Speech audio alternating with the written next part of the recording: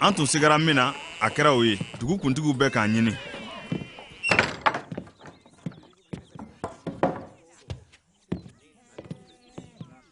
Ne taara kaburu la, ne y'a sɔrɔ kabakurun kolonkolonna ka bɔ yen. Siga t'a la mɛlɛngɛ dɔ y'a kɛ. Ani mɛlɛngɛ ko, Yesu kununa ka bɔ su cɛma, i ko a tun y'a fɔ aw ye cogo min na. Tulonkɛ dabila, maa si tɛ se ka kunu ka bɔ su cɛma ka segin ka na. Aw ni sɔgɔma. Yesu jadun. Munna aw siranna? Munna aw sigara? A y'a filɛ. A ye ne tɛgɛw ni ne sen filɛ, ka dɔn ko ne don. Farikolo tɛ jaw la i ko aw ɲɛ b'a la ne la cogo min na. Dumuni dɔ tɛ aw bolo yan wa?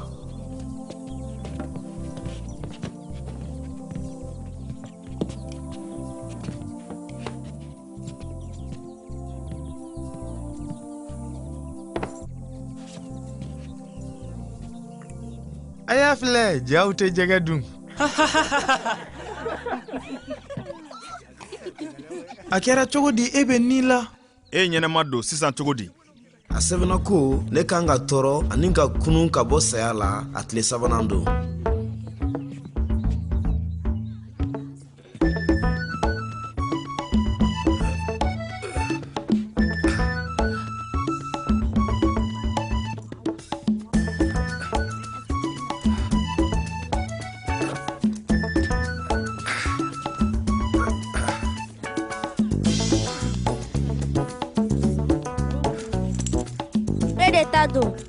Ne tun y'i sonya